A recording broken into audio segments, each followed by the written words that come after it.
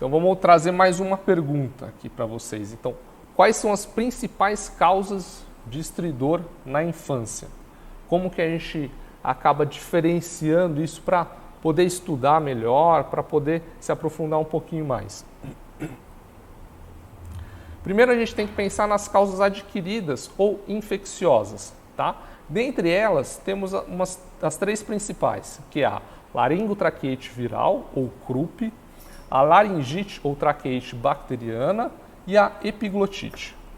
E dentre essas três, eu vou me aprofundar em duas principais. A laringotraqueite viral ou CRUP. Esses são dois trabalhos da Academia Americana de Medicina da Família, que vale a pena depois dar uma olhadinha.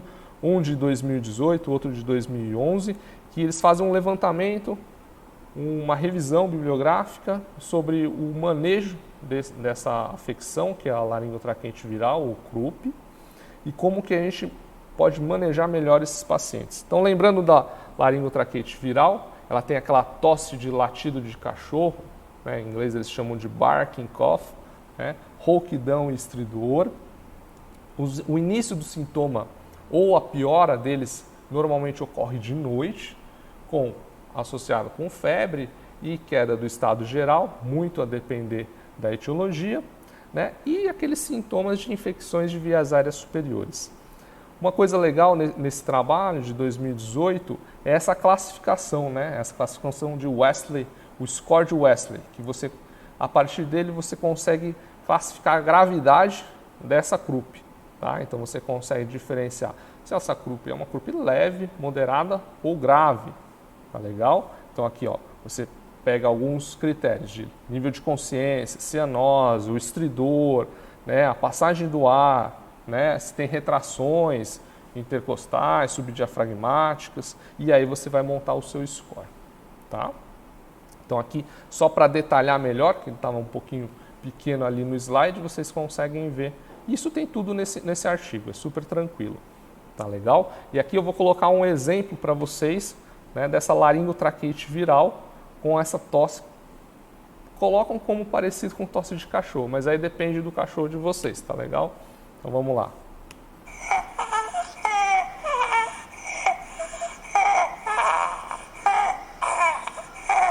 Vocês pegaram ali a tosse no finalzinho do vídeo, vou tocar de novo para vocês ouvirem.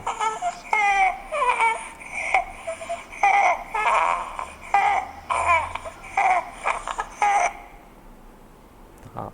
E dentre as causas adquiridas, infecciosas, a gente tem que fazer um diagnóstico diferencial entre as outras, como eu já falei. Tem a laringotraqueite bacteriana, além dela a epiglotite, e tem mais algumas outras coisas que podem causar o estridor laríngeo, que é o sintoma.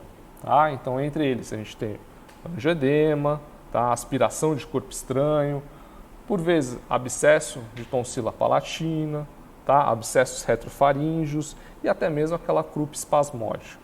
Tá? Então, na laringotraqueite viral ou a CRUP, algumas recomendações com os seus níveis de evidência. Tá? Principalmente, o que vai fazer diferença no tratamento e na conduta desse paciente. Né? É a introdução da corticosteroide terapia, tá? Via oral ou endovenosa, a administração de epinefrina ou adrenalina inalatória para os casos mais graves, tá legal? E a gente sabe que hoje em dia a gente já tem alguns estudos mostrando que a inalação só com soro, só com sorinho, não vai fazer tanta diferença, tá, no tratamento e na conduta desse paciente, tá legal?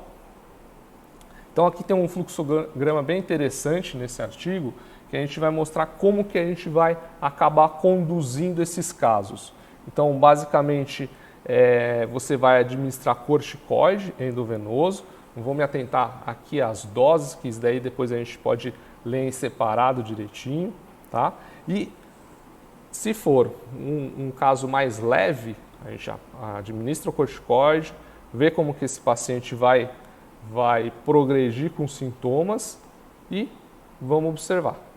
Nos casos moderados para grave, além da administração do corticoide, preconiza-se também fazer a administração da epinefrina nebulizada, tá legal? e também observar esse paciente. Caso ele não melhore com a administração das medicações, aí preconiza-se uma internação hospitalar para um tratamento um pouco mais próximo desse paciente. Tá?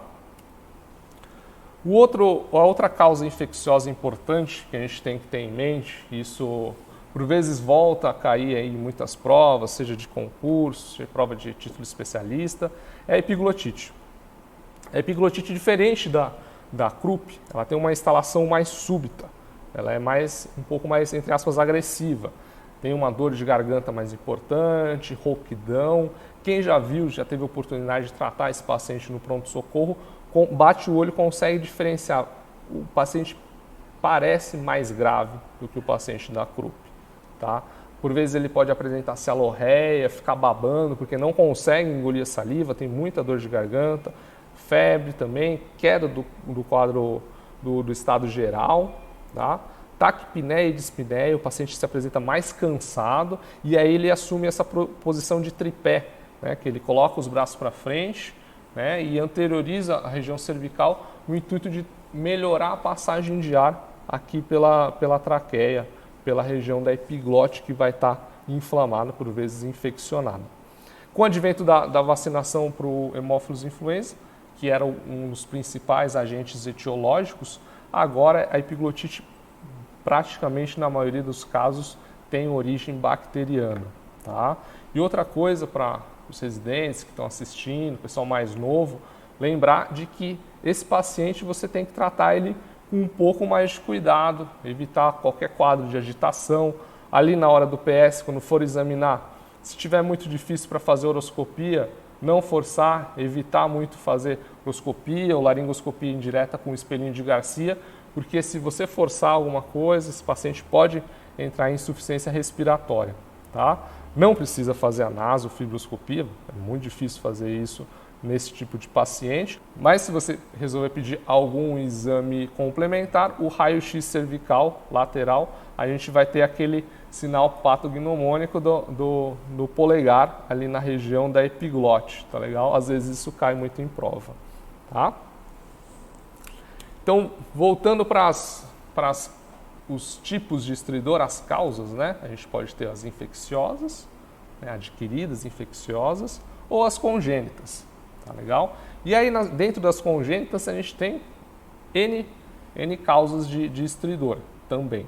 Então, vamos tentar esmiuçar uma a uma, tá legal? E aí, depois vocês podem ir e voltar especificamente para cada uma dessas causas congênitas.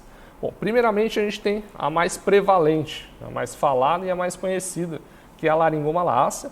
Depois, difere um pouco de literatura para literatura, alguns falam que a estenose subglótica congênita é a segunda principal causa, outros falam que é a paralisia de prega vocal, tá legal? Além disso, nós temos os Web, atresias, hemangiomas subglóticos, cistos saculares, laringoceles, e eu vou falar um pouquinho mais sobre elas nos próximos slides.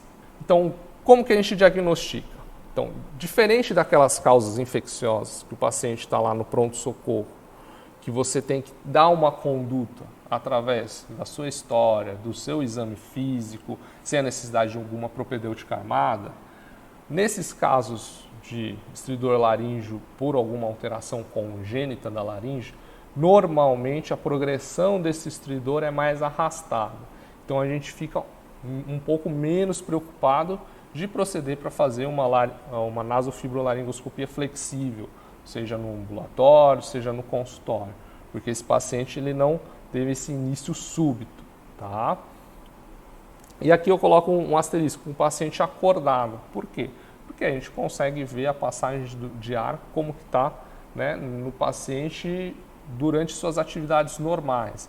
É claro que alguns pacientes com estridor um pouco mais importante a gente pode ficar um pouco, pode e deve ficar um pouco mais receoso, tá legal?